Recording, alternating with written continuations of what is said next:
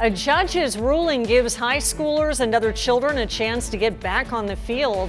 Why the families who first sued to play could be back in court by the end of the week. A Chula Vista woman is going all in to help find a mother of three who's been missing for nearly 2 months. The simple message she hopes will get others involved.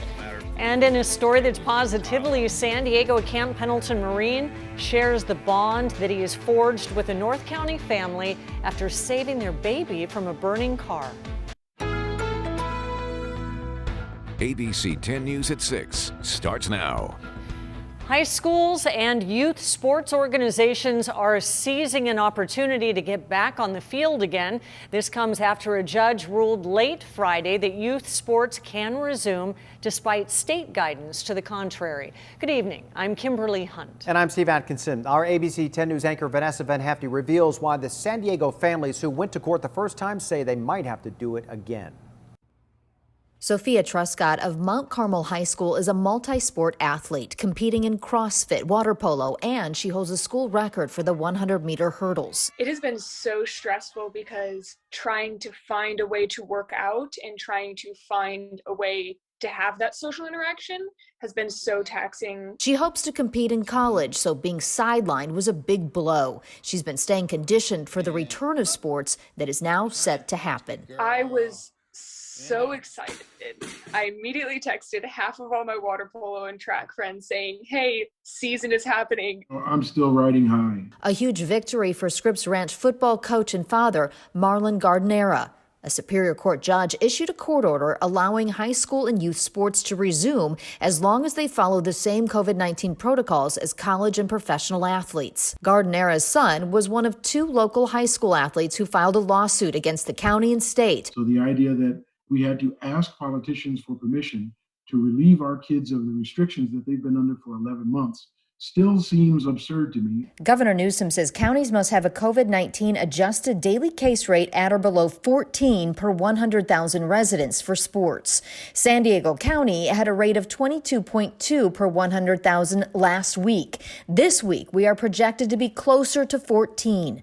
With the judge's ruling in hand, the California Interscholastic Federation that governs high school sports must now give the green light. Gardnera says if it doesn't, they will head back to court. If CIF doesn't get on board, we're going to go back to court on Wednesday to hold them in contempt. For Truscott, it all means getting back on track. So amazing to have it back. Vanessa Van Hefty, ABC 10 News. The lawyer in that San Diego case says they will file similar suits in other counties all across the state this week, using the ruling here as a blueprint.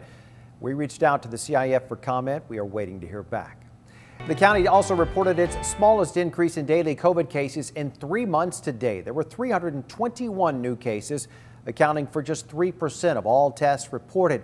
That has also helped drive our 14-day rolling average below 5%. Again, that is a number we have not seen since November. There were no new deaths reported today, common for a Monday, but the county did remove 1 death that it had previously reported. The county did not elaborate on why, simply saying it happened after further investigation. Late this afternoon, UC San Diego announced the Petco Park vaccination station will be open tomorrow. Shipments delays and forcing the site to shut down at the end of last week, but opening tomorrow is good news now. And the county says anyone who had their second dose postponed will be automatically rescheduled through the UCSD MyChart website. Governor Newsom says the state could receive about 1.5 million vaccine doses next week. This comes as more vaccination stations open around California. The governor toured a vaccine site in Long Beach today. Many teachers are already being vaccinated, and now they are getting ready to return to in-person learning next month. To date, Governor Newsom says more than 7 million Americans have been vaccinated with at least their first dose. The Family Health Centers of San Diego is getting ready to open a COVID vaccine clinic. As it does, our partners at KPBS report the organization is taking great care to make sure that every dose it has remains viable. It had been planning to open a site outside its Logan Heights clinic, but the delay of shipments has delayed its opening.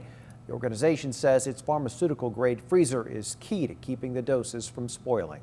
It's hooked up to our Wi-Fi, and it'll send us a message whenever or if we have, hopefully it doesn't happen, But if the unit goes out of range, then we're notified immediately. The Family Health Center says it expects to vaccinate about 750 people each day. It's hoping shipments will flow early next month thanks to an upcoming federal program that prioritizes community clinics. There are a lot of questions and different experiences with the vaccine rollout. Our ABC 10 News in-depth team is committed to tracking down answers and sharing your stories. Just send us an email to tips@10news.com. It's still unclear when most students and teachers in the San Diego Unified School District will return to in-person learning, but the district may lay out its timeline tomorrow.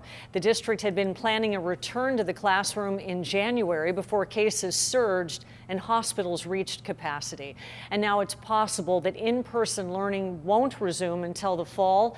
The school board is meeting at 5 o'clock tomorrow night. Parents who have been pushing for a return to campus are expected to protest beforehand. An Escondido police officer is recovering after being shot today in the line of duty. It started early this morning. One officer said that they were responding to a domestic disturbance call. A woman said she got into an argument with her children's father, Anastasio Rosas. Then he left with a gun. Now, police quickly found Rosas, but say that he shot at them as he approached.